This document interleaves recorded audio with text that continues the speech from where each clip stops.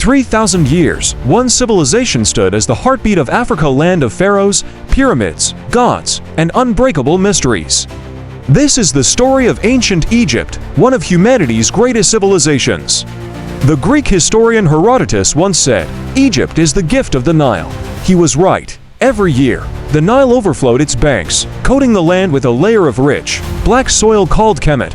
This annual miracle was the reason Egypt could grow abundant food right in the middle of a vast desert. This river wasn't just a source of water, it was the very essence of life.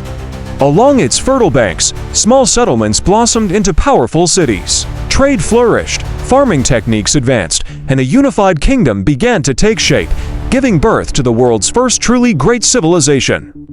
Around 3100 BCE, a powerful king named Narmer united Upper and Lower Egypt, becoming the very first pharaoh, a ruler believed to be a living god on earth. The pharaohs held absolute control over the lands, the armies, the temples, and even the spiritual destiny of their people.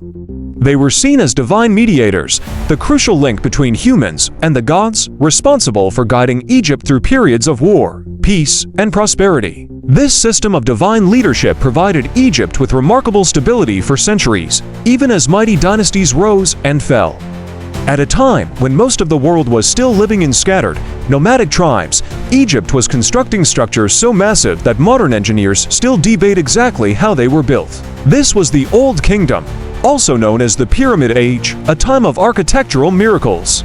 It gave us the Step Pyramid of Djoser, the first large-scale stone building in human history, and the breathtaking Great Pyramid of Giza, built for Pharaoh Khufu. In total, over 100 pyramids were erected along the Nile Valley.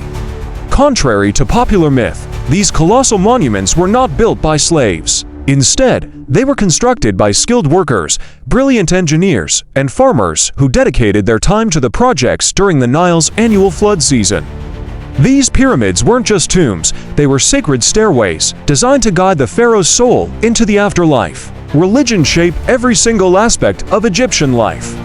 They worshipped a pantheon of hundreds of gods and goddesses, each controlling a different aspect of nature or existence.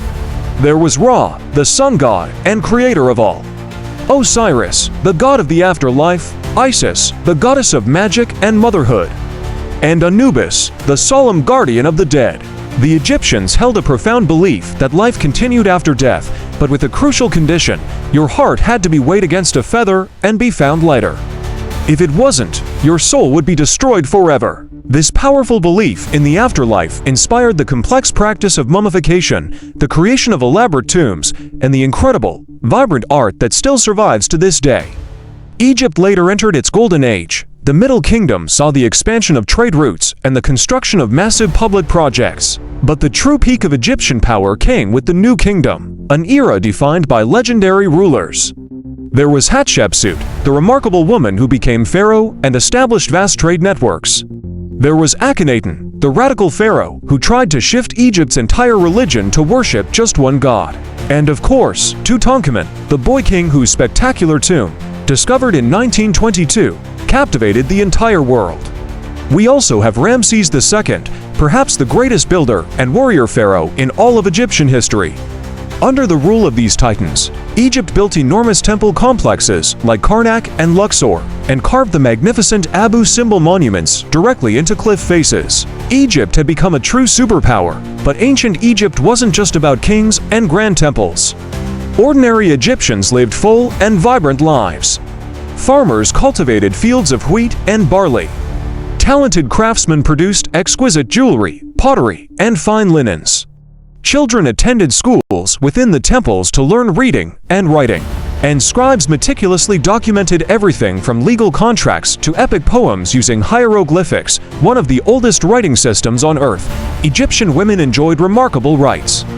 They could own land, run their own businesses, and even initiate divorce freedoms that many other cultures wouldn't grant for thousands of years. In many ways, Egypt was more advanced than civilizations that came long after it. After an incredible 3,000 years of dominance, Egypt's power began to wane. The once mighty empire weakened, making it vulnerable to foreign invaders. The Libyans, Nubians, Persians, and later the Greeks and Romans all slowly took control of the ancient land. When Cleopatra VII, Egypt's last pharaoh, died in 30 BCE, Egypt fell under Roman rule. The age of the pharaohs had finally come to an end, but their legacy did not.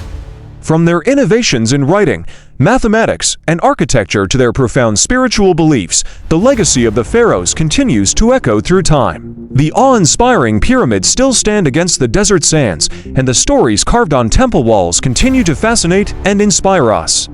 Ancient Egypt was more than just a kingdom of sand and stone. It was a testament to human ingenuity, a beacon of civilization that forever changed the course of history.